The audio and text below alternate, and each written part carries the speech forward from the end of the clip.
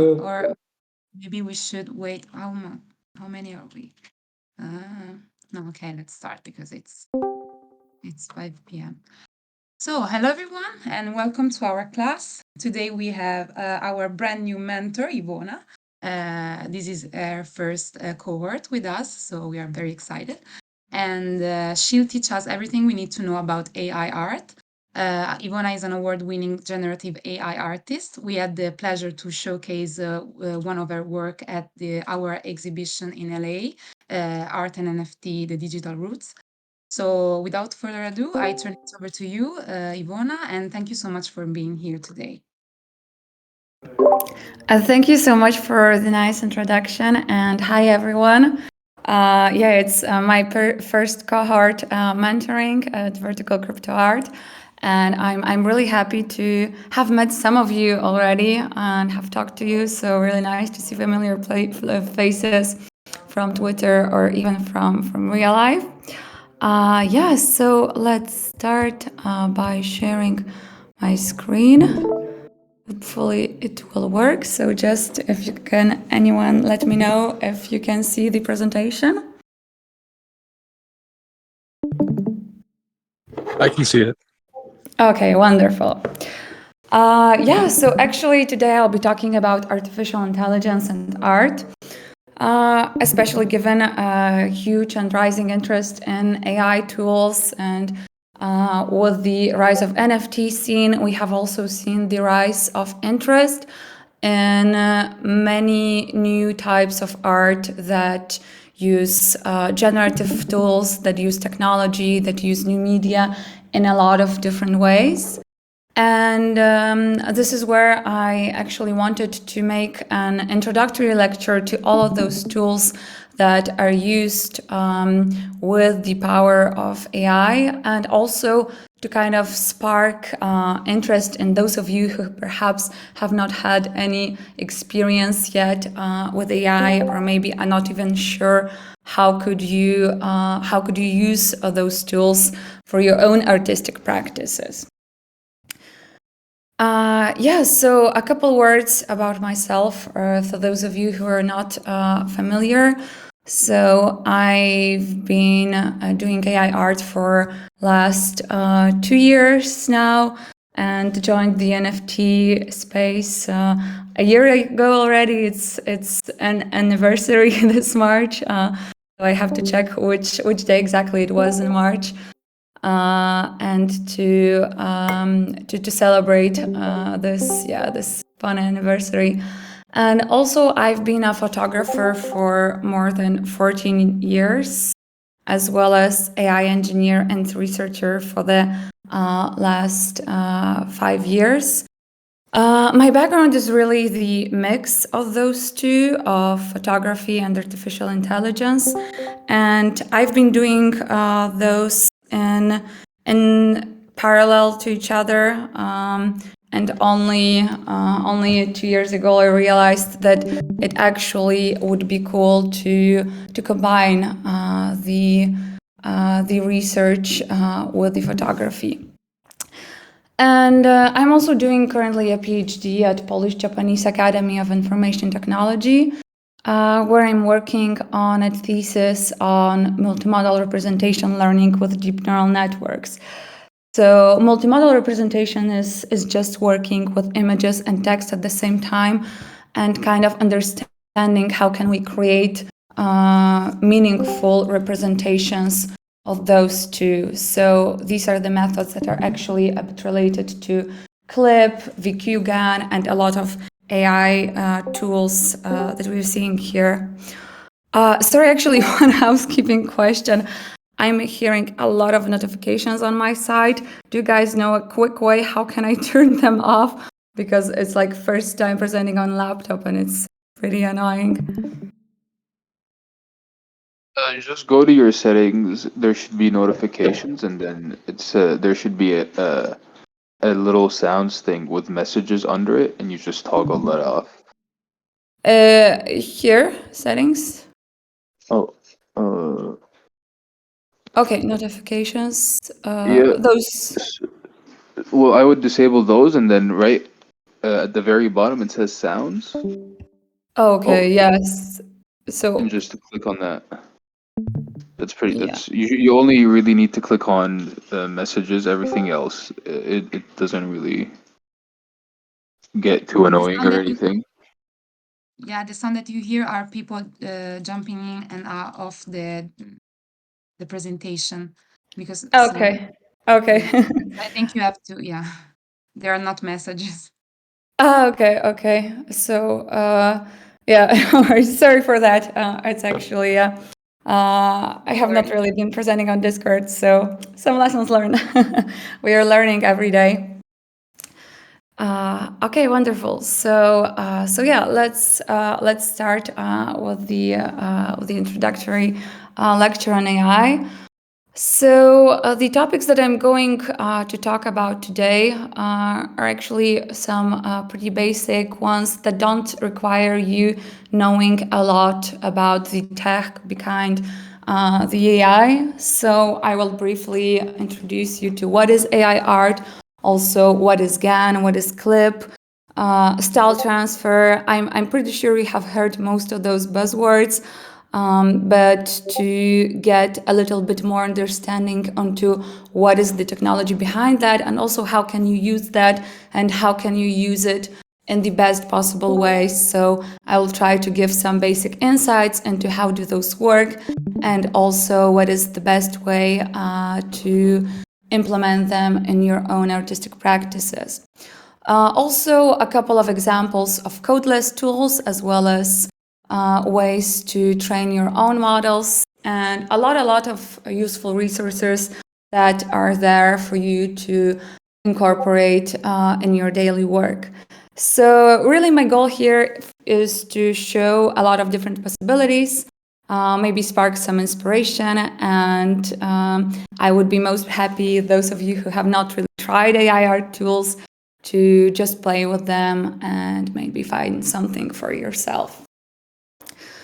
So let's start with this question on what is artificial intelligence and what is not. And due to all the hype that surrounds AI, especially in the recent years, the more we hear about AI becoming better than humans, it sparks a lot of controversy. We have heard about AI created works, and a lot of artists and audiences are questioning who is the creator then, if it's an autonomous AI system that is creating the works.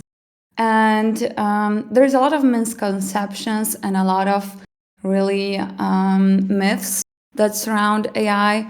So it is really essential to start with the understanding that artificial intelligence is actually not really autonomous yet. What with the technology that we have today is just a lot fancier way to navigate incredibly immense data sets and get insights from them, as well as generate new things that are similar to the data distributions that are in those data sets. So we are still very far from this scary AI that will overtake the world, take our jobs, and kill the humanity. But nonetheless, it does not mean that AI is limited in the ways that it can really do the things that, of course, are outside of human capabilities. So we ourselves would never be able to look through millions of photographs and gain meaningful insights from this information, or find the concepts, regularities, find the features that are hidden really deep in the data. So it's really a very useful tool for us humans to leverage those vast amounts of information in a meaningful way. So yeah, so that's really an essential thing to start with the analysis of AI art tools. There is to understand that we are really so far from AI being the author of the work. With the tools that we have today, it is still up to human to really decide what is the purpose of work that he is creating, and what is the finish line, what is the goal, and where is the finished work. And apart from some decentralized applications of AI, such as Bota, for example, that uses the DAO to vote for what is finished work, what is not, and what outputs are good, which of those are not. It is mostly up to the creator himself to decide. So still we see humans behind the most crucial decisions. This is why we are still a bit far from the autonomous general intelligence that would be the real autonomous creator. Now, going forward, it is also quite useful to place AI art as really a subgenre of generative art, and of course also know this whole history of generative art, of how it started, how it emerged, all the procedural art that really was there before the emergence of deep learning tools. And really, this is just a further implementation and further development in terms of generative art in general. So the main difference here between what we usually call generative art and procedural art and algorithmic art is the difference that the rules are not really clearly defined, and the rules are not hard-coded into the programs itself, but they are really learned from the data. So it happens in a somewhat unsupervised way that we show AI models, that we show neural networks, those collections of images, those collections of text, of any data actually, of music, of audio. There are no limitations on what kind of data we are showing to the machine, but really we don't know the rules that are behind the generative process. So we are no longer saying create this square 5 or 10 pixels from the left or from the right, but we're really saying look at the examples of what we want to generate, and then machine's task is to interpret this data and to have those concepts emerge independently on its own, on what is actually wanted from the machine. And of course, as this is not rule based, it leaves so much space for misinterpretation, and it leaves so much space for the errors by the machine. And while those neural networks that we use today are not perfect in a way that they don't really imitate the data 100%, this is where there are possibilities for creative interpretations, and also those mistakes and errors sometimes might emerge as very interesting concepts that we can then use to explore the different ways on how it can reflect on our society in general, or in our creative goals in general as well. Yes, so going forward, what AI tools are doing mostly is they are learning from data. And it's also essential to understand that if we are using AI tools for art creation, all of those tools and models will only be as good as the training data itself. So it is the essential step to have this data as reflective as possible of the task that we want to achieve, and to really create the best possible representation of the data, of the goal in mind. And the most of the AI methods that we see on social media, on those platforms, is actually easily divided into two main methods of generative art. So without mentioning style transfer, which is more like modification of an existing work, the real generative methods could be divided to GAN-based methods and clip-based methods. And to GAN-based methods, I would say those are the examples such as StyleGAN2, StyleGAN3, Big GAN, Attention GAN, Cycle GAN. There's a lot of examples, and every day we're seeing more and more of those implemented, as in AI everything moves at such a quick pace that really we see more and more of those. And there have even been a repository of cool GANs, which has grown to more than 100 and 200 different kinds of GANs. So it's getting almost impossible to follow on all implementations of GANs, all different implementations of those. So we're usually just basing our work on a couple hand-selected by community, a couple of those that emerged as most used by the community. And also it is worth mentioning that while GANs are currently probably one of the most used techniques in AI, it is not really an equality sign between AI and GAN and clip to this extent, as those are just nowadays the most used techniques in AI art. But even in AI in general, we see new methods emerging, especially transformers are gaining more and more traction.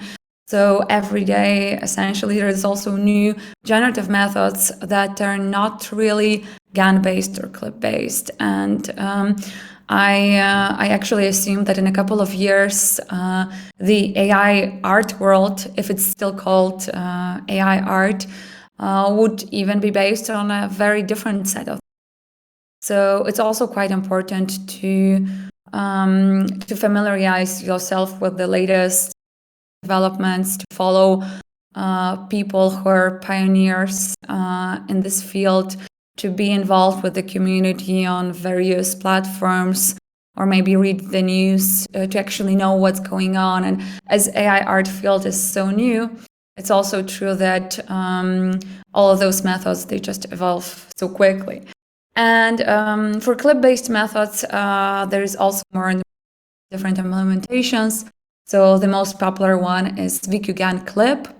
There is also DALL-E that was introduced by OpenAI. However, it being not really open source, there have been different implementations of DALL-E, such as, for example, RuDALL-E.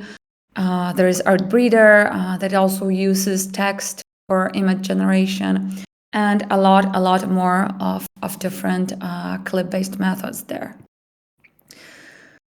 Now let's start our a bit deeper analysis of what those tools can do for you with GAN. As mentioned, right now it's probably one of the most famous and most used ones. And it might seem that GAN has been there for quite some time, but it's a recently new tool, new architecture that has been introduced in 2014. And since 2014, it has evolved quite a lot. So when the first architecture was introduced in the scientific paper, it was able to generate faces in just black and white in a lot smaller resolution of like 30 or 60 pixels wide. And then going forward, it got into some pretty incredible results, with 2017-18 really surpassing the possibilities of what is possible, especially with the faces data set, creating faces of humans that were, for a lot of humans, literally indistinguishable from the real photographs. So it got a lot of media attention, and especially with the rise of deepfakes, a lot of discussion emerged, a lot of controversy. So I think it was really booming for GANs, and it led to their use also for creative applications. Now, to use GANs effectively, it's also essential to understand a little bit how they work. And the thing is that under the hood in GANs, there are actually two neural networks that work in parallel to each other. There is a very fun cartoon that I found made by Nodra that illustrates this process of how neural networks work in a very, very easy to understand way. And it's essentially one network that is creating images and another network that is judging them. That is judging them whether they're real or not. And in the beginning, the network that is generating the images is not really doing a good job. It's creating something a bit random. It literally starts with random noise. And the other network at first has quite an easy task of just distinguishing between random noise and photographs. And it's providing a useful input to that generative network that by making different mistakes, different changes to its algorithm, is getting sometimes at least some parts of the images right. And at some point, it is even able to fool this other network that is able to say, okay, this is actually something that is looking more realistic. And then again, this first network is using this signal as input to get better and better results to generate something that is more and more realistic. In a bit more technical illustration, we can see that this first network is called generator.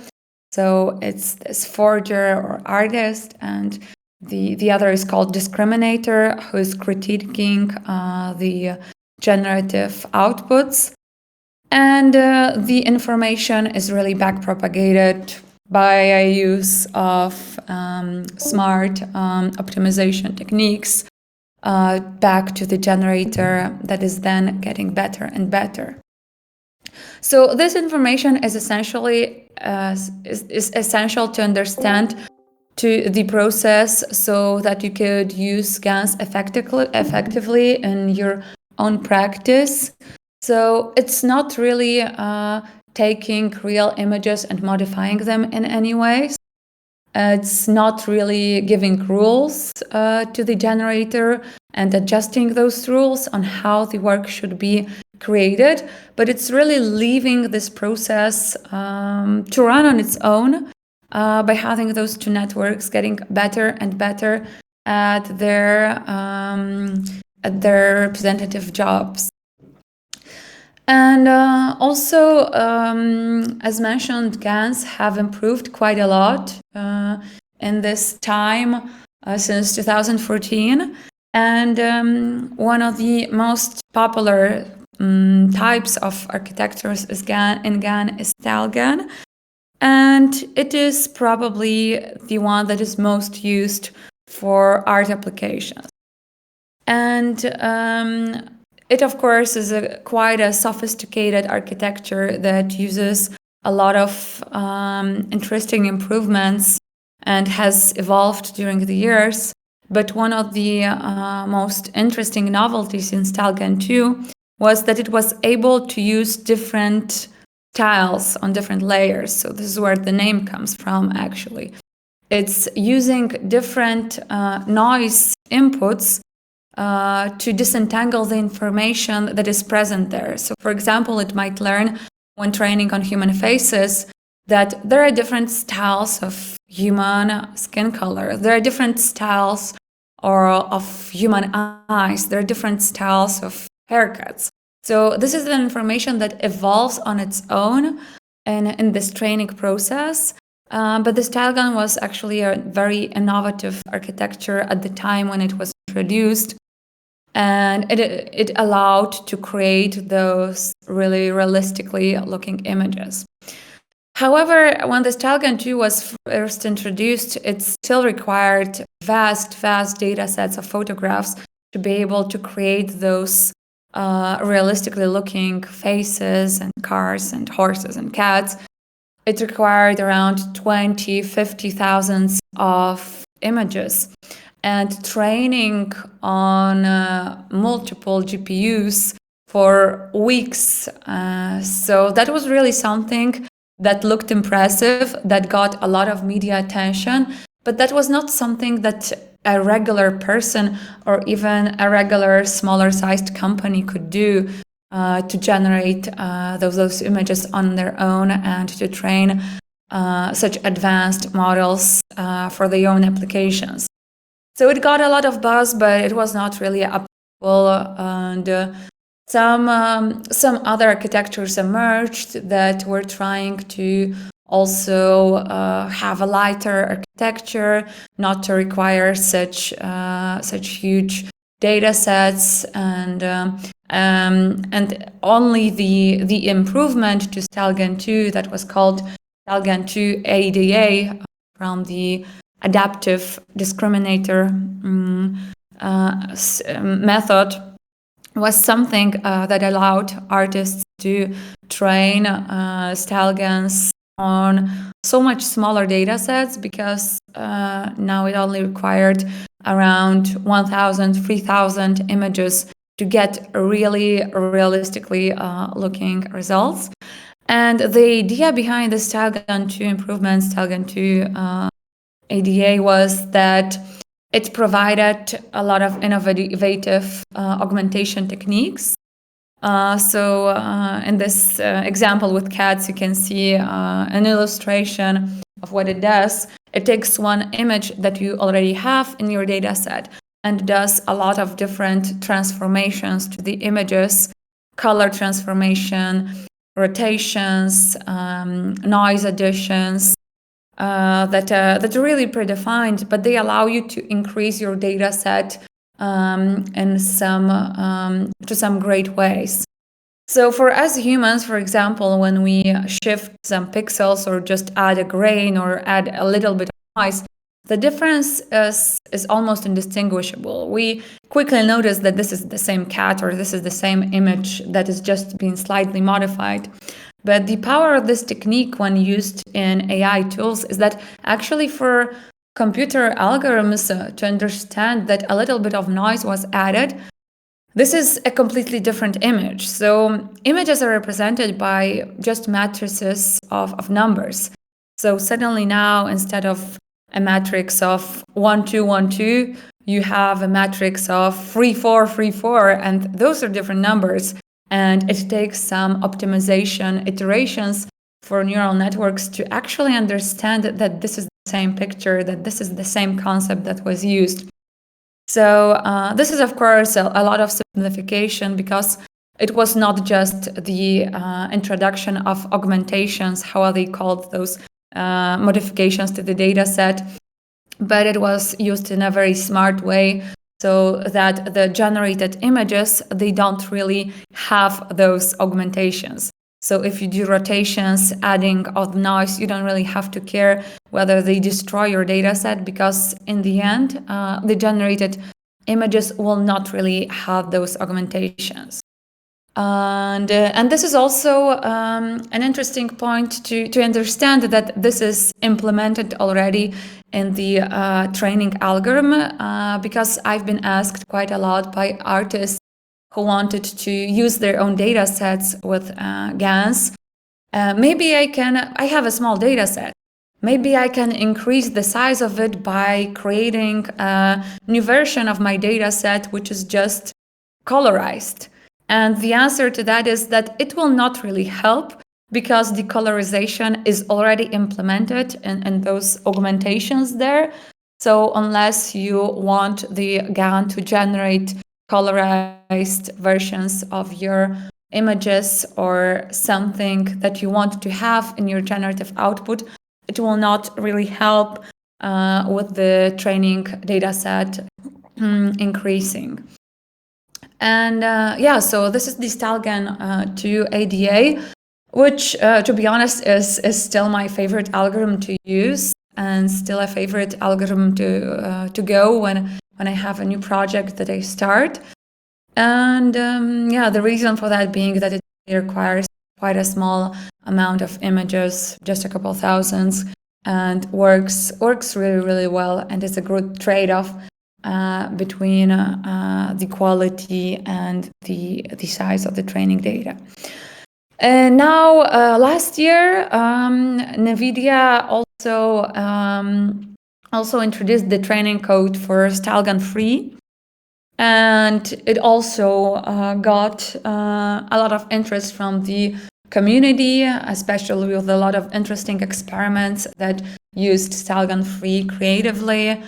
And the main difference between StyleGAN 2 and StyleGAN 3 is that learns a lot wider perception of the things, a lot more logic with regards to spatial information. So, for example, if you're training on landscapes and then you're doing an interpolation on those landscapes, in StyleGAN 2, what you would see is those landscapes merging from one to the other, but you could not really move around in this generative space, meaning that you could not move like left or right on the generative landscape.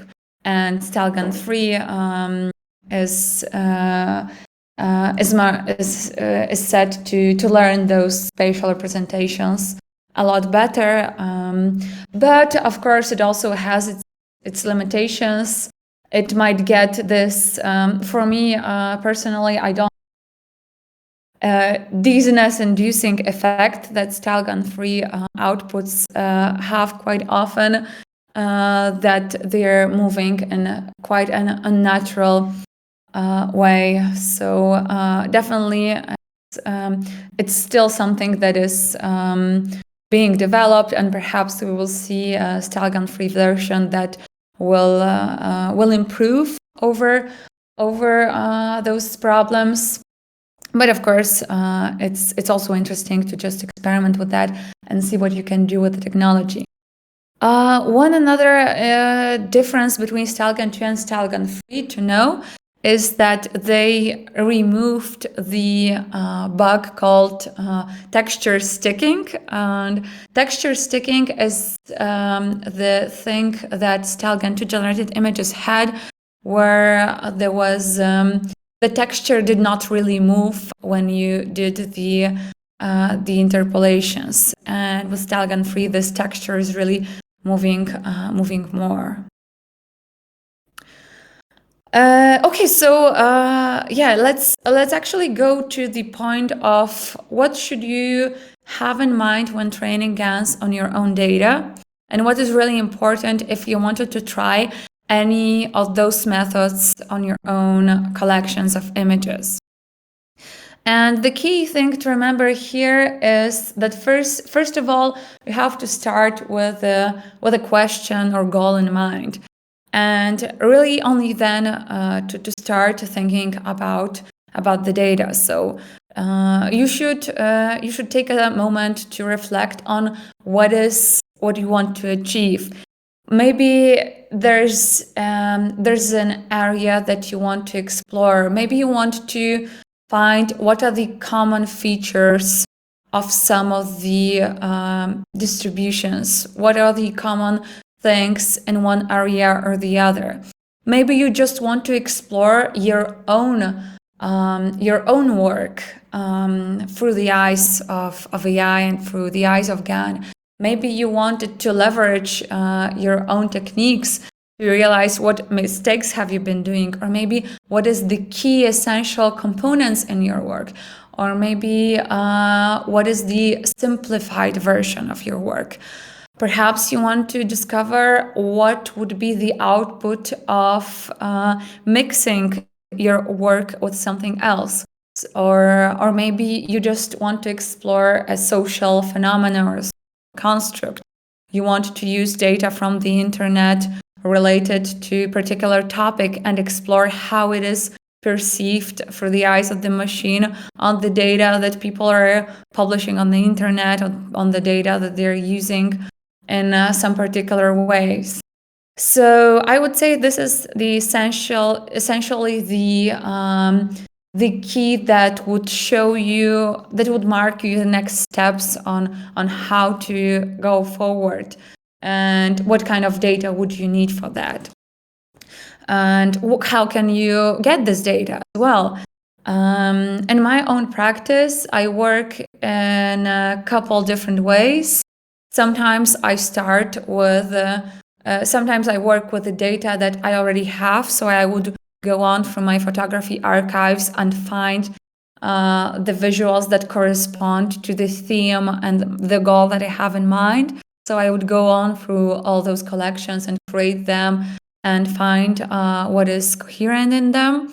Sometimes I will start with a topic that I don't really have the data for.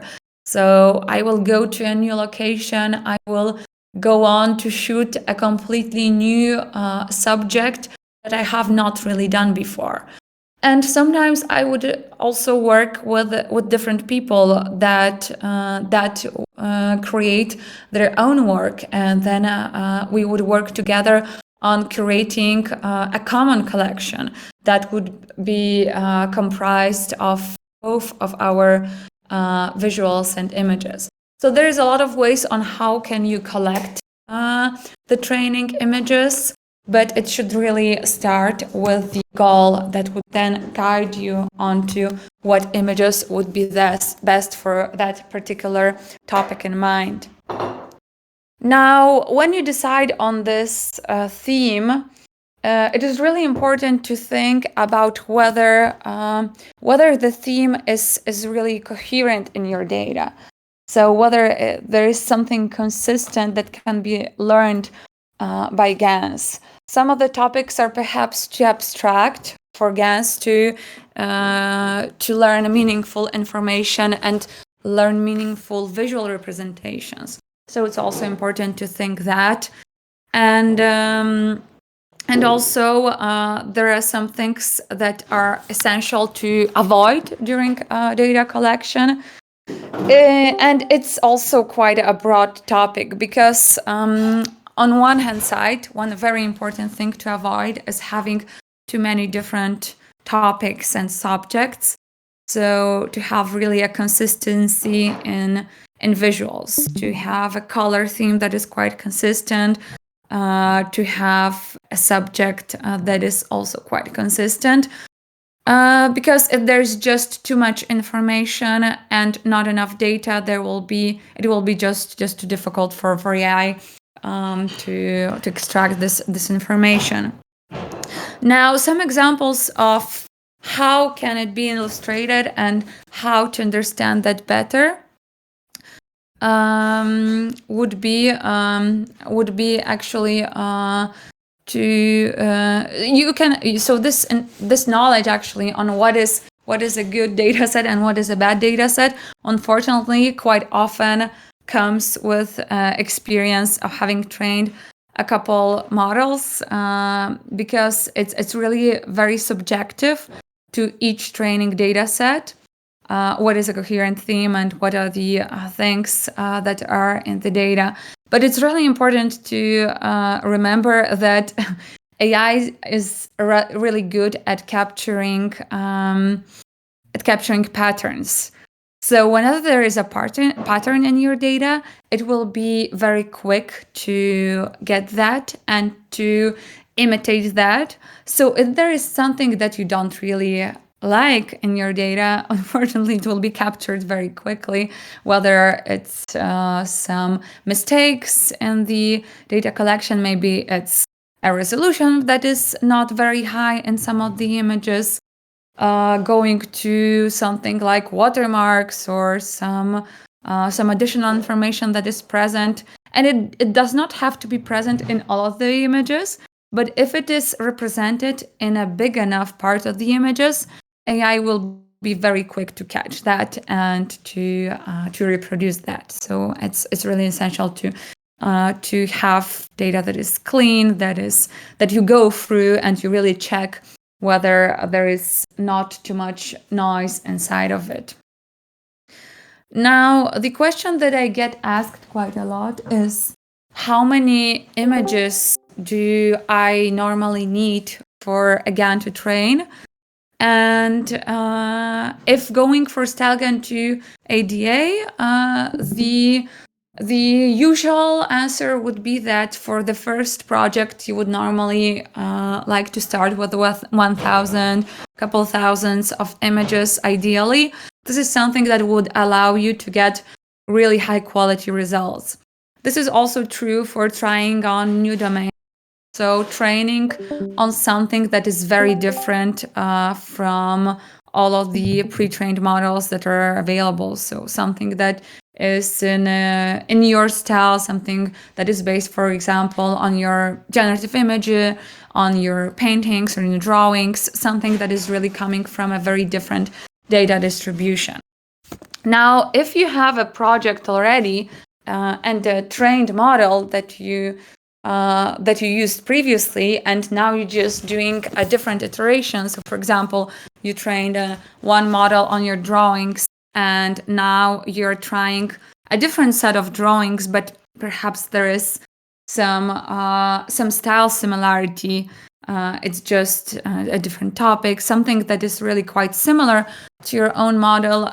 Then the amount of images needed drops significantly. And I use this technique quite a lot in my own practice, that I start with a pre-trained model, one of my models that I used before. And now, for example, I collaborate with another artist who is doing photography, who's also perhaps doing night photography or cityscapes. And then I would only need like a couple hundred images from him, because the model that I use already knows a lot of the concepts that are present in the data.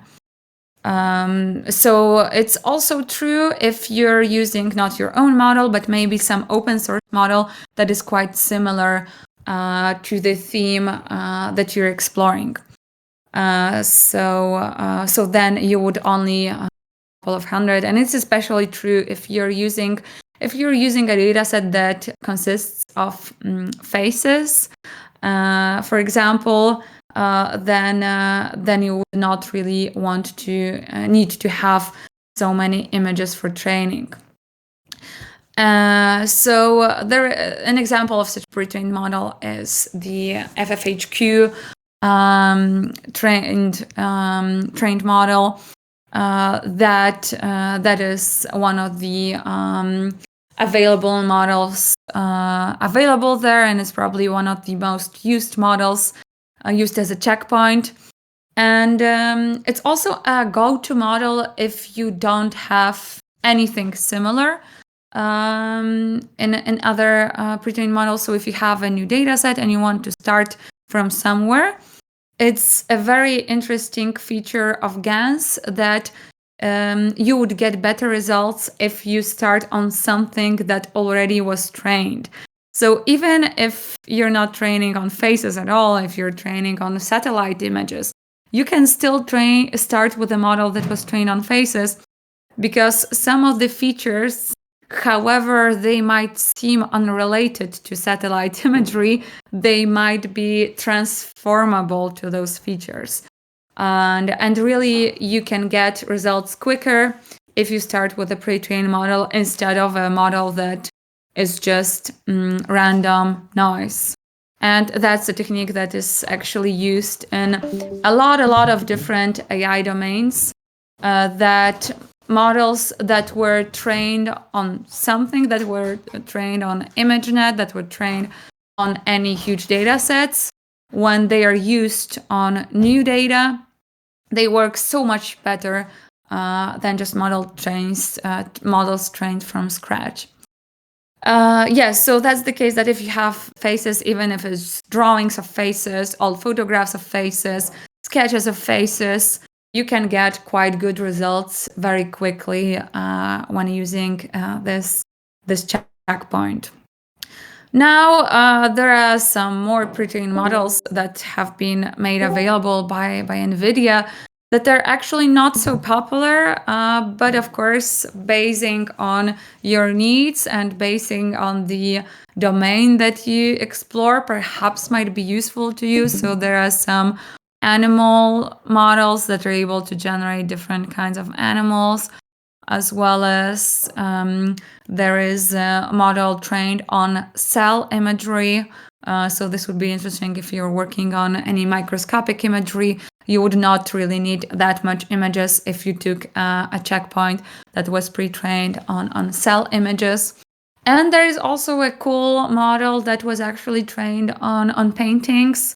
It's called Met Faces. It was based off a collection by Metropolitan Museum of paintings. And this was a model that was trained not on such a huge collection of images, just a couple of thousands. It was trained with GAGAN 2 ADA. But as you can see here, those generated images are actually looking quite realistic. So if you're working on paintings and on faces on those paintings, that might be something definitely useful to consider. And now just an illustration of what is actually a coherent concept. It's something that is also essential to understand that GANs think very differently from humans. And for example, if we have a concept Africa for us, all of those images are related to concept Africa. Doesn't matter that they're maps, drawings, ads, landscapes, humans, politics. Everything to us is a coherent theme. But of course, if we try to train AI model on such a data set, it would not really learn anything meaningful. So the way that GANs work, they are not really extracting the logic from those concepts. So while it's possible to train an AI model that would learn to distinguish between, let's say, pictures related to Africa and pictures non-related to Africa, GAN is still not at this point of ability to be able to generate meaningful information and logic behind that. So it's still working in a very visual way that it really captures the information present in the training data. And if this information is not represented well enough, so for example, if we try to train GAN on something that looks like this, it will not be able to learn faces because faces are represented by just 4 or 5 images out of 30, so like 10% or 15%. It would be too little to induce any meaningful information. So it would just create some weird shapes. Of course, depending on what are you trying to achieve, that is still usable. Maybe you're not interested in realistic photographs. Maybe you just want to explore what is the general representation of Africa on the internet or on Google or on social media platforms. And there are also very interesting projects that actually take this non-clean data and explore the concepts in a very raw and interesting ways. But that's normally not the first way on how the GANs are used. And if you're interested more in leveraging them in a visual way, then it's important to have this coherent information that can be easily interpreted GANs.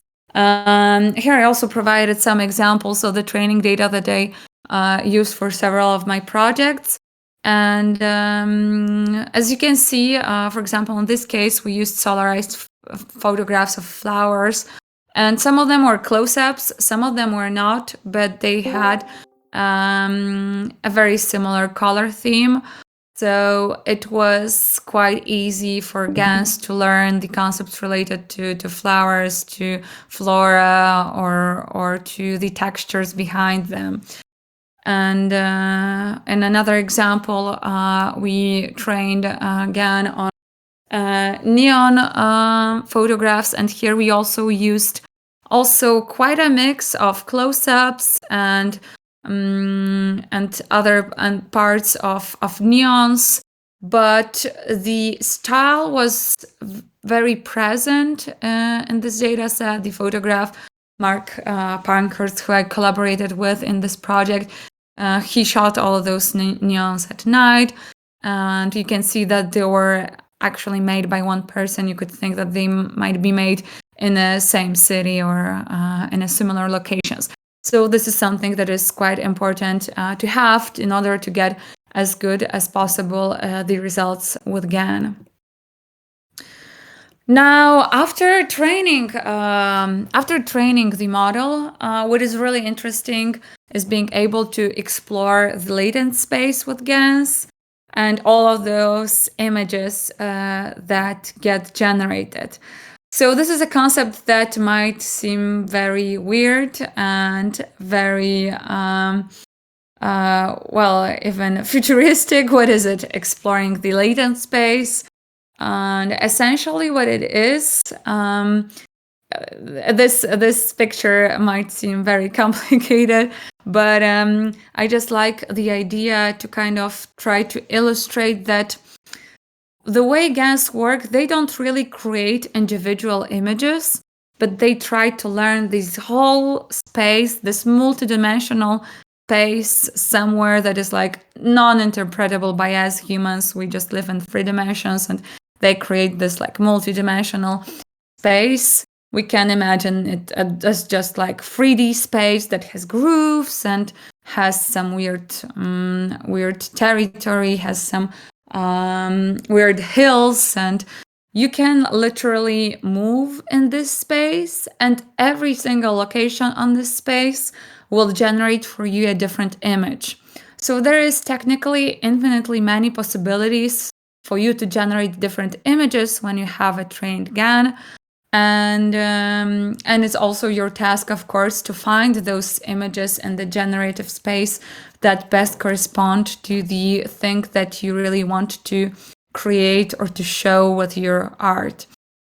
And the way how the latent space animations are created is by taking some 2 points on this space and moving in them. So taking every point along the way and generating an image for this point.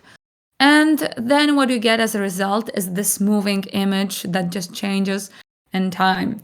There is a lot of complicated math behind it that you don't really have to care about, but it's just fascinating to kind of imagine that what we get as a result of training GAN is not just a black box that generates to us some images, but it's also this really infinite space of possibilities where you're also able to move. And for me, it's also part of the magic of working with AI is to go on those latent spacewalks and to have this kind of experience.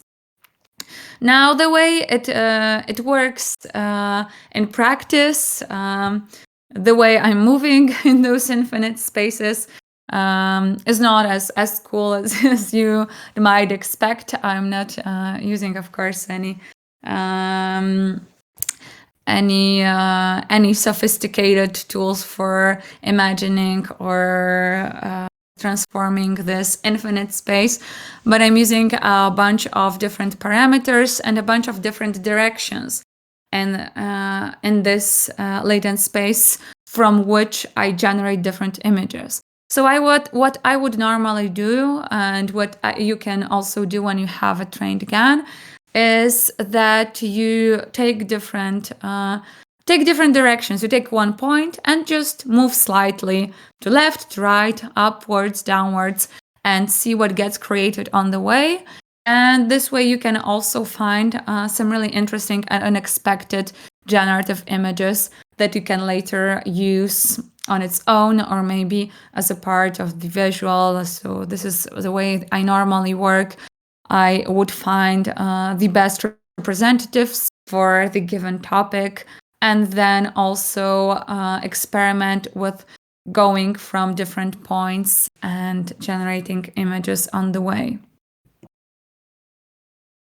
Okay, so maybe let's let me take a pause and a sip of my And let's now maybe you can maybe you have any questions. So I would love to hear if you have some questions, or maybe something was not clear.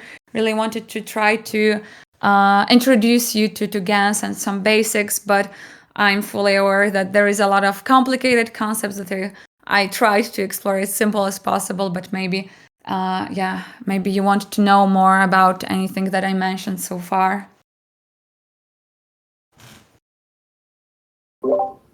Ivana, it's Claudia here. Anubis, go ahead. Sorry. No, you go. You go. You went first. Go ahead. Thanks. I just had a question about style GAN 2. So the work that I'm currently making, I'm using a database of like open source botanical images to kind of create my own outputs trained on that model. And I've noticed that because the scans of the illustrations aren't like of the highest quality, I think they're anywhere from like just under like a megabyte each scan. The outputs aren't like as high quality as I'd like them to be. And I would assume, based on kind of what I've understood from your presentation here, is that because the data is not like the too high quality to begin with, right? So the outputs can't really increase the quality, or is there a way to do that? I've been working with Runway ML, and I'm not sure if there's like something I can do for the outputs generated to be of a higher quality. Yeah, that's a very good question, and that's exactly the reason, as you've been reasoning, and that's the problem, that if you show the low resolution images, or maybe not as high as you would like, GANs are not really inventing anything new, and it's also a very popular misconception that GANs are generating something new and they're using their own imagination. The completely opposite is true. GANs are looking at the data and trying to create something that would look as similar to the data as possible. So if they see, okay, this is a bit pixelated, they will recreate that. And this is one of the dangers of working with GANs, of course, is, as I mentioned, is all of those little errors in the data, all of those watermarks, little mistakes, everything will get replicated. So it's also, the quality is not the best, it will also get replicated. So even if the images generated by GAN will be 1000 by 1000 pixels, they will not really look high quality, because it will try to look as if it was lower quality, which is insane. Why to try to look as lower quality? But it's essentially how GANs work. One thing that you could do, to try at least, is to try to upscale the training data offline before feeding it to the GANs. So there are some tools, some super resolution tools, and maybe you have heard of some of them. I will also show you some links, and later presentation actually some examples of the resolution tools that you could use, and they work quite well on photographs, on lower resolution files, that they're able to kind of imitate the higher quality. So then you would go and upscale those images and feed only upscaled images to GAN, and it might help to some extent, but of course there is still limitations. Thank you. I know Photoshop has a tool that's like for photography specifically, but I'll take a look at some others. Thanks. Yeah, definitely. And I think there was another question as well. Yeah, I was I was actually wondering, is it possible to train like, I mean, I personally use a VQ GAN plus clip for my AI generations, and I've been using some of the publicly available data sets, but I've been starting to look into training my own stuff. And is there a way to do that through a Google Collab? Because that's what I've been personally using to generate my stuff. Because like when I was trying to figure out how to get a rig for GANs and AI, it's a bit too expensive. And so, is it possible for Google Collabs for you to train stuff on Google Collab? Yeah, so definitely you can train GANs on Google Collabs. There is There's, I think, even some links in this presentation that I included. GAGAN. Yeah, so there is for GAGAN 3 there is a Google link. This one I think takes you to PyTorch implementation, but there is also a Google Colab from that. So so we can definitely use that. One thing to note is that if you're using a free Google Colab, it will disconnect your runtime after some time. So it might be worthwhile to get a pro version because training takes hours or even days in some cases. So you can definitely do that on cloud. You don't need to run it locally, and there are also Google Colab.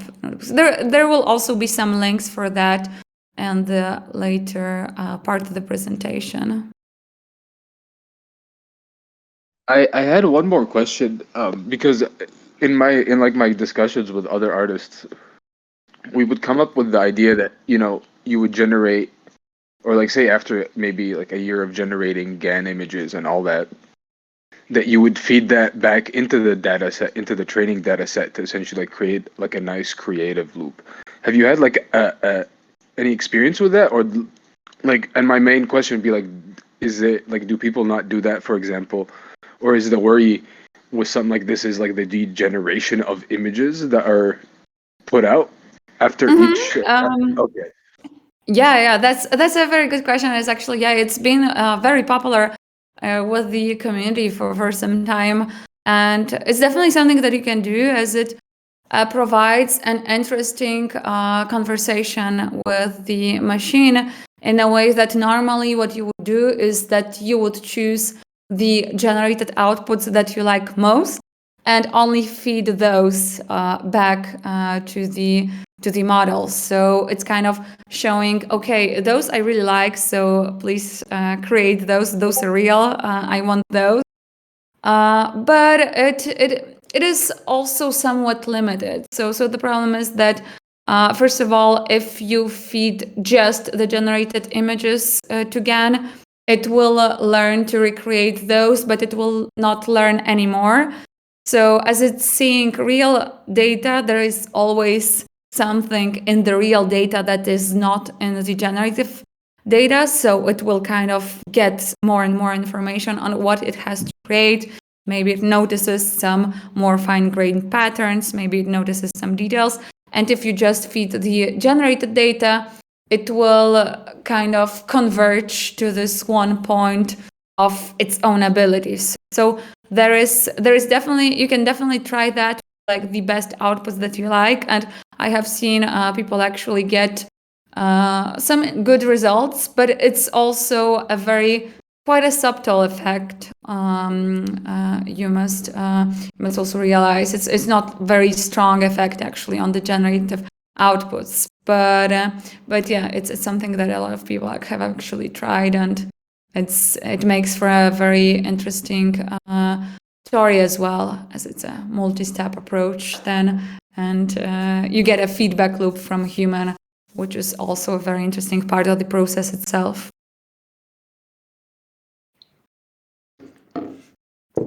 Okay, so yeah, let's go forward with Clip, and I'm really actually happy that you mentioned that you use GAN and Clip, because this is something that I wanted to mention, as of course it is probably the most used technique with AI art, and maybe even more used than GANs, because GANs normally require a little bit more effort and also some background and preparation of the data set itself. So it's not as easy to try out, but of course it gives amazing results. Whereas with Clip, we have even seen implementations that allow you the inference very easily without any knowledge required, to just experiment and play with the medium. So a Clip, what is Clip? It might be useful to know that Clip is a method to connect text with images. So when you have a word, pineapple, you want to connect that with an image of pineapple. And it is a very advanced method that was trained on almost 500,000 pairs of images and text, and was trained by OpenAI. And it's also the part that it is such a huge model that was trained on so many GPUs that it is not trainable. So CLIP is just used frozen. We don't train CLIP. There is, unless you collect millions or hundreds of thousands of pairs of images and text, you cannot really fine-tune CLIP or train CLIP. And it learns how to connect words to images. And then going forward with the introduction of DALL-E, what researchers realized, they could use this technique to create, to modify images by using text.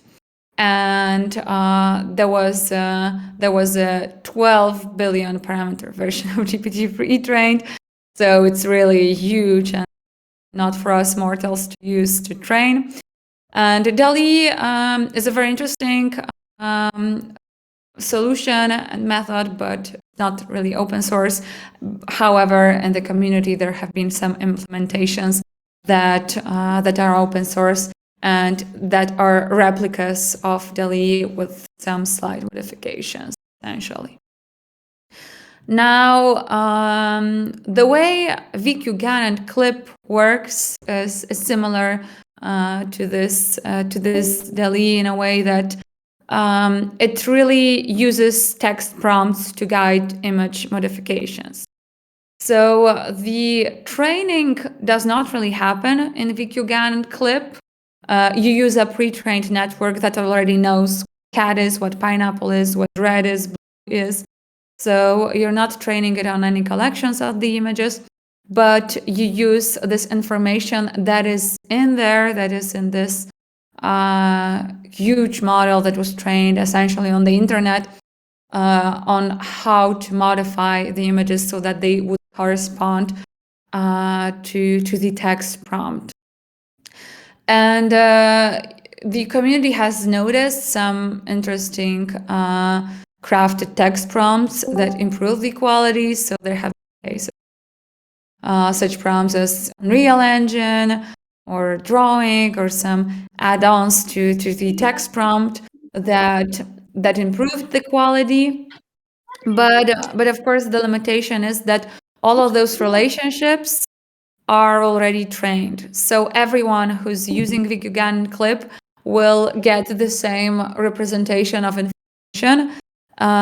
So you really have to be more get really innovative results or something that would be of a particular style that would be very uniquely yours. But of course, it's probably one of the easiest tools to use, and so such a fascinating one to try out on images and to see how they can get modified. One more thing on how the VQGAN clip works, because when you run this script, you will see that there is some calculations happening. So you might be wondering, what are those? And the thing is that neural network is taking your image and then modifying pixels of this image, optimizing them to better correspond to the text prompt. So it calculates what is the text representation and then changes your pixels accordingly, step by step, into this predefined notion of what is text. But it is really easy to use and very cool to use. So if anyone has not really VQGAN and clip, definitely recommend to make some experiments, maybe just use it on your own photographs, on your own work, to just explore and have fun, of course.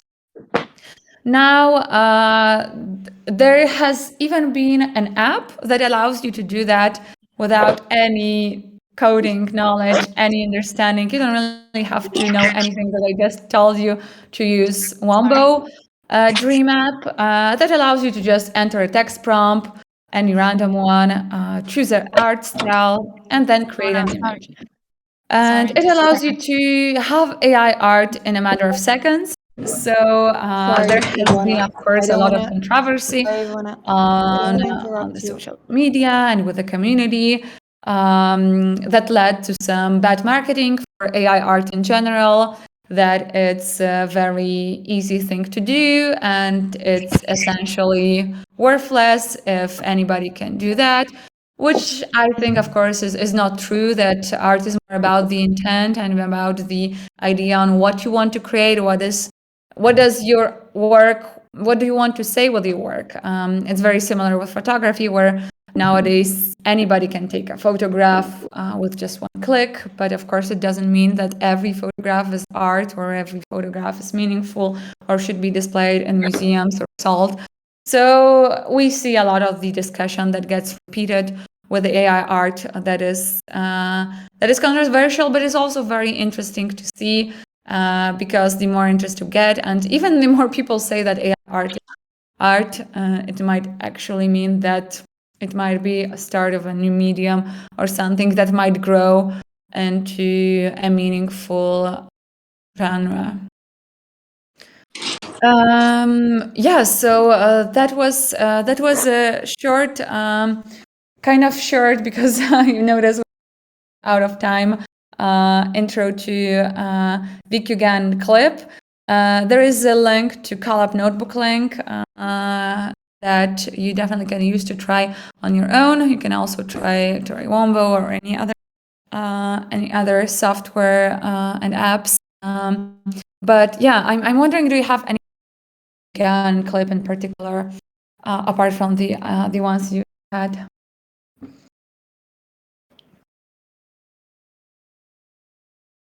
Okay, I'm not hearing the questions, so let me just move on then to style transfer. And that's a technique that has been there for, I think, a bit longer, and and it has been used in a lot of ways, made into snapshot filters, and very popular way to generate a starry night version of anything Ivona? around you. Ivona. But nonetheless, there is still a lot of interesting ways on how can you use style transfer in your own artistic practices, and a lot of underexplored ways on how you could do that. But it is also very important to understand how style transfer actually works, and will it work on the use case of yours. And the thing to know is that implementation does not really matter. There is so many different implementations on the internet, different Google Colabs, different apps that you could use. Most of them would really provide similar results. What matters most is actually the style image that you provided with. There are some parameters that you can play with as well, such as weights, layer numbers, and it is also essential to know what are the limitations of style transfer and how to choose this style image from which the style is transferred to get the best result. So, for example, it is not possible to have logic in style transfer. So, for example, if you have images that are representations of caricatures, exaggerated concepts, something that is way different from the input image, the content image, the style transfer will not really get a good grasp at that. It will try to merge the features, but not really the concepts. Also, it might not work very well on human faces or small details. So it's even said that it works better on landscapes than on human faces. So it's also a point to remember when working with style transfer. It's not also knowing what to do with huge parts of uniform backgrounds or uniform parts of color in particular. So essentially, when there is no information on a white background or solid color background, it will try to create something out of zeros, and it will mostly fail with that, generate some weird looking artifacts, and not really solid colors as you would like it to do. So that's also one thing that might be the reason why you're not getting as good as you'd like to do. So definitely use images that have more details. And also one thing that has been noticed is that, for example, using the same similar color schemes, so warm colors in content and style image works better as opposed to using different color game that is a lot different, such as in the example on the right. It would work, so it would definitely work better if you use similar colors. Yes, so style transfer is definitely worth to try on, to play with, but of course it has been used for some time. So don't expect too much out of style transfer. Usually the examples that are on the are very well curated. So also don't get frustrated if you don't get very good results. The first time I tried style transfer, I was actually sure that I'm just doing something wrong because I didn't get too good results. But then I started reading more and actually getting to know the architecture. I realized that it's not the problem with me using the architecture, but it's just some of the limitations that are essential to know so that you could get best results or maybe even implemented in practice. Now, going a bit further, it's also important to remember that AI art is not really just about images, and AI does not really only work on images. And we can use that in other ways as well, such as generative text or generative audio. And one of the cool tools that you can use for text generation is Sudowrite, for example, which is based off GPT-3, which is this very powerful text generation model that was trained on huge corpora of various texts. So here again, there is no training really. You use a pre-trained model, but how you work is that you provide elements of text as a starting point for the model to finish the text, and can also provide very long descriptions. And you can use it in a variety of different ways. For example, in one of my projects, I took a very short description of my project as a starting point, showed it to Sudowrite, and then it generated an incredibly realistically sounding text that I then used again as the next iteration step to incorporate into my own work, and had this multi-level conversation with AI, where AI was used to generate visuals. Then I used a description of the visuals that I created myself, and this description was a prompt to AI to generate more texts that were then back again incorporated into the work. So there is a lot of very interesting ways how can you experiment with the techniques. And going forward, generative sound, I think that is perhaps not getting as much attention as it should. And there are models that are able to generate music, sounds that also can be used in various artistic practices, as well as audiovisual methods. So you can take a visual method, generative AI model for images, and treat it as an input, and treat a sound track as an input to generate the visual in such a way that it be actually audio reactive. There's a very cool library for that called Lucid Sonic Dreams that takes soundtrack and takes your own model, and then you can play with that by generating different visuals that would react to your sound. A couple of links for super resolution to use. There is ESR GAN, Swin, Gigapixel, Topaz, Let's Enhance. So in the presentation, those can be used, as I mentioned before, to Claudia in the beginning stage when you have a data set that is not really perfect. And you can also use it as a last stage to increase the output resolution.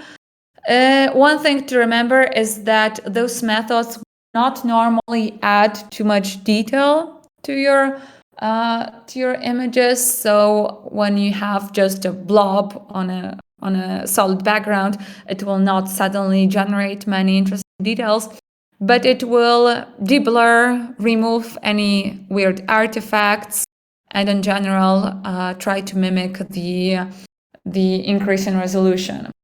There are some differences between methods. So, for example, ESR GAN is probably the most popular and the most state-of-the-art currently used technique for super resolution.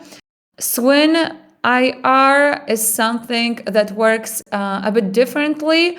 It even removes some details, so you get a bit more cartoonish-like effect that has very clear boundaries, that is super sharp but has less details.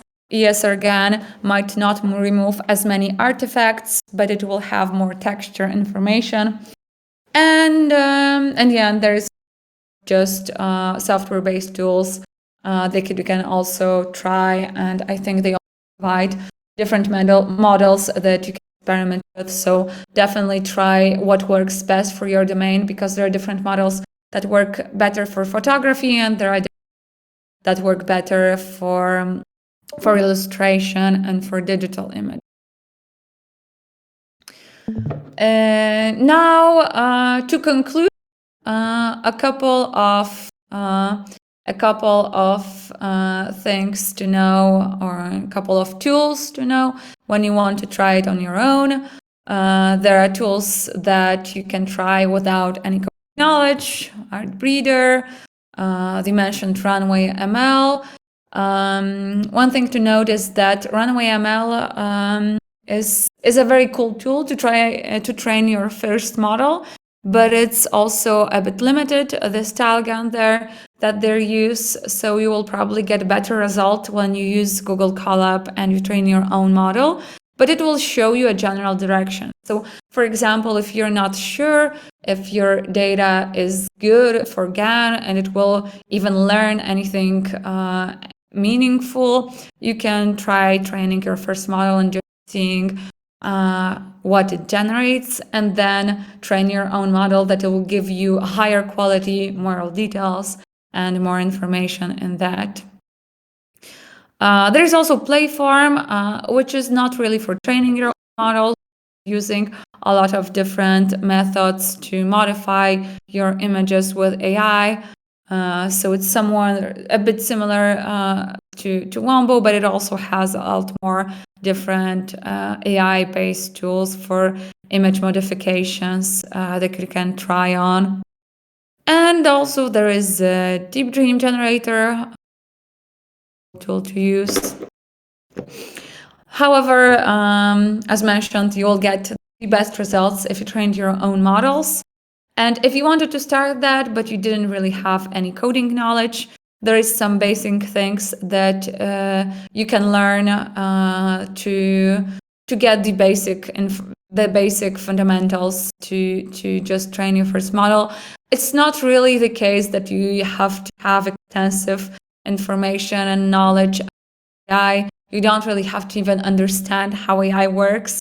Most of the implementations of those methods that I mentioned, they allow you to just run it with a single comment or a couple of comments. So what you really need to know is how to install libraries, how to work with GitHub, sometimes work with Docker, so like some basics of Docker. Not really if you're working in Google Colab, Docker is probably not really important to know. Python knowledge is necessary, but to the extent of being able to read the code, so to understand what is written. Okay, this is the function that generates image. This is a different function that a latent walk. Okay, this is a function to animation, but you don't really have to understand what is inside this function to just use that for your own purposes. And finally, if you wanted to learn more, you can learn TensorFlow and PyTorch or some libraries for image processing such as OpenCV, NumPy, scikit-image, some of the main functions there that allow modifications of images, and that would allow you to understand a bit more on what is happening inside those neural networks. But yeah, for general use and training your first models, it is not really essential. And there are tools apart from Google Colab. What you can actually also use is Amazon SageMaker, Google Cloud, or if you have a bit more of coding skills, you can maybe even use your own GPU card. If you have, of course, it's also no cheap thing and quite a big investment to have a GPU card on your own laptop. So, but if you're training a lot of models, it will be a worthwhile investment. If you're training really models every day, a couple of them, so it's also something to have in mind. And finally, a couple of not really rules, but more like common etiquette for AI art is to always mention open source models. If you're using that, it's really quite frowned upon. If, for example, you would use Wombo and not really mention that you used Wombo, or if you used a model that was trained by somebody else and just used it to generate outputs. There was also a lot of discussion when Obvious Collective sold their work at Christie's for several $100,000, and they used an open source model that was trained on open source data sets. So I think they didn't even really mention that. So sometimes it's not even a problem that you cannot use that. The creators are completely fine with you even selling the work from their model, but they would usually want you to credit them and always read the fine print, of course, if you're using a model on the internet, if you can use that to create work and sell your work. And credit the data set also if you're using somebody else.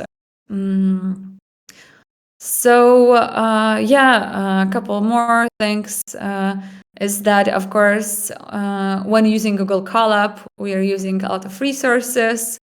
So don't train unnecessary models. It might be difficult in the beginning. So I also think that if you learn something that it's not maybe necessary, if it's for learning purposes and if it was a part of something that gave you meaningful results, even if the model itself didn't provide any interesting visuals, but maybe it was part of the process.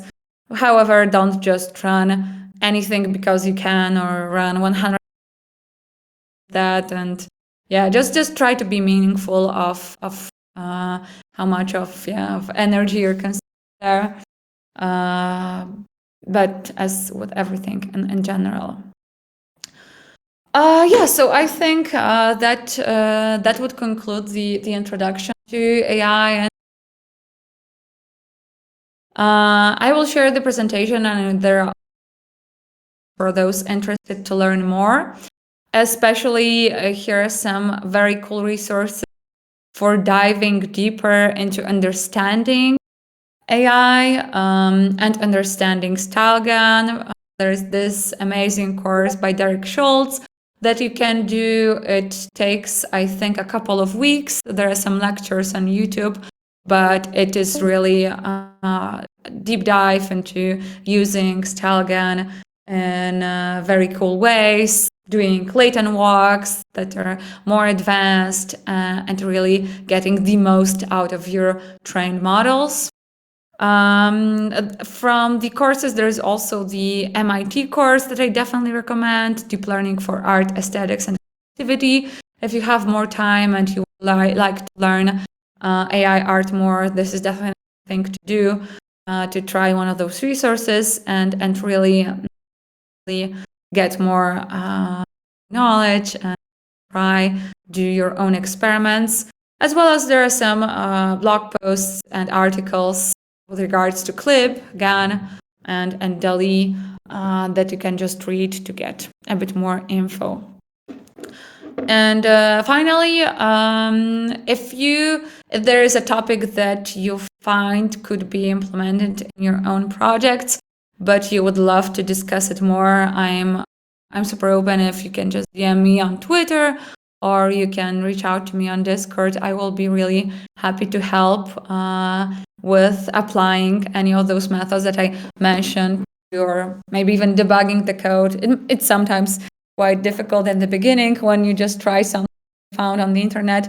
The code might not work on the first try. You might get a weird error, and it's sometimes something super simple that I have seen 100 times, but it might look intimidating if you're using it for the first time. So definitely get discouraged. And Google is an amazing resource for debugging. There is quite a few Discords for AI art where the community is super helpful with some weird bugs or with GPUs, etc. I think that's all from my side. So now is also time if you have any other questions related to AI art in general, or maybe any of those tools that I mentioned. Hi again, Ivona. We already spoke in private. I'm Ivy. We had a conversation last week. Yeah, hi. Hi, yeah. You have a very nice lecture. Thank you once again. So I'm already following your advice, and I'm still preparing the dataset because I'm working at the same time. So I'm not only focused on that, but I'm almost done. And I have just a quick question. Now, when you were talking about style transfer, and you mentioned something that I noticed myself as well when I was experimenting with style transfer, and that is the fact that the result get bad when there's a solid background. And so I'm wondering with StyleGAN 2, is there a possibility that this could also happen? Because currently my dataset, it's because it's I cropped the faces and I cropped them in rectangle shape because I needed to get more of the body. So I will need now to run another script to make them all square. And I was thinking of following your advice and just placing a solid background. But I'm wondering if the results will get messy if most of my photos have solid background, and whether like a reflected image wouldn't be better. That's a very valid question. The thing is that style transfer works in a completely different way from StyleGAN. So that should not be problem at all when training StyleGAN on your images. It will just learn to create solid background. It will see solid background and it will just recreate that. It will be actually quite an easy task. I have noticed that StyleGAN does not have really problem with that. One thing that I noticed it might sometimes have problem is simple geometry, something that would seem so easy to train. So for example, something like Modrian images, it might have problem with like straight lines. And it's also one of those weird things that just because StyleGAN does not really have any logic behind that, and it's working locally as well as globally, straight lines are somewhat of a problem, and it's a very peculiar thing for StyleGAN. But you can notice that after training a couple of models, that lines are not like super straight. And it's fine for most of the cases, but if you're training on geometric patterns, that of course might be an issue that they will not be perfect. But for solid backgrounds, it's definitely not a problem. In style, so for style GAN, because in style transfer, the network is really trying to copy style onto the white background, and it's failing that because it does not know what to do with the solid background. Whereas style GAN just sees, okay, we need background, white background, let's generate that and work done. So yeah, it's a very different way how those two are working. But yeah, that's a valid question. So yeah, thanks for asking. Thank you. So, but the thing is that you know that it's not just gonna be a solid background, but it's like actually a cropped photo. So there will be an edge of the actual background of the photo, and then a solid background. And that's why I'm worried that maybe afterwards, when I want to make the interaction and upload my own photo, it might put some weird edges or something where there's not a possibility of this happening.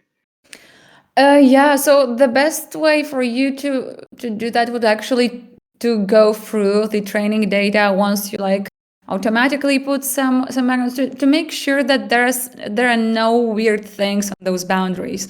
So for example, if you use the reflection, there might be a repetition of the face, and you of course don't want that in your generated images. So really going through and making sure that if you saw an image like this, with the added background, would it look natural to you? Would it look good to you? So maybe even trying to add something in Photoshop yourself, making it seamless and natural, making sure that there are no weird artifacts or elements or details on those boundaries. So definitely make sure of that, because the style gun will replicate everything that is happening there.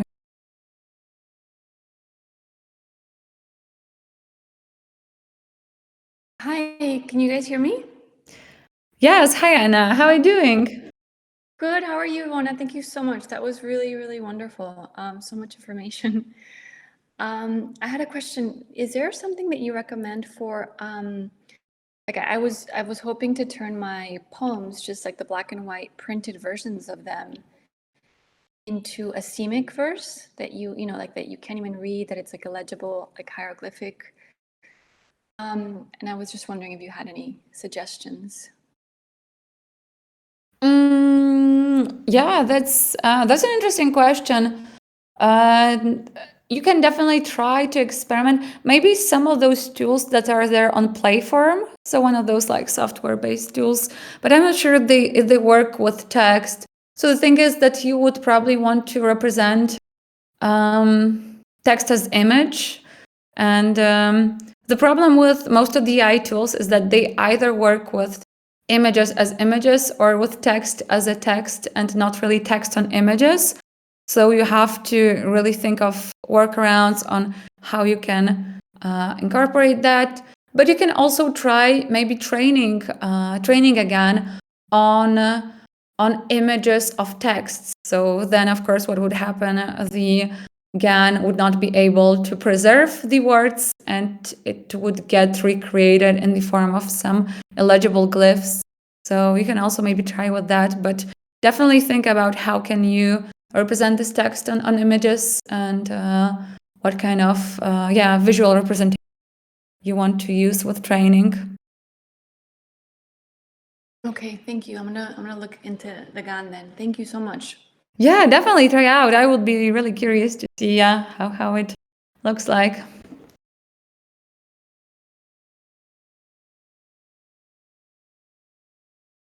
I think we have time for one last question, if you guys have one.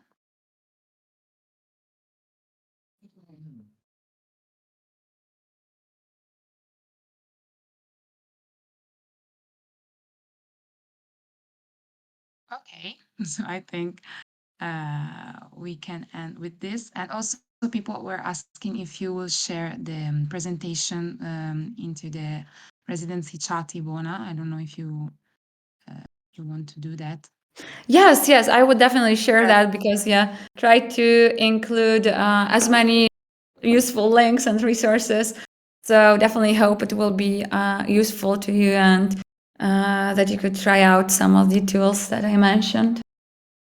Perfect. Thank you so much, Ivona. This was an amazing and super interesting session and presentation. Thank you so much. And of course, remember that Ivona is available for one-on-one classes. So if you want to book her, just contact her through the contact information that she gave to us today. So thank you so much, guys, for being here today, and have a nice one. Bye. Thank you so much, everyone. Okay, thank you. Bye-bye.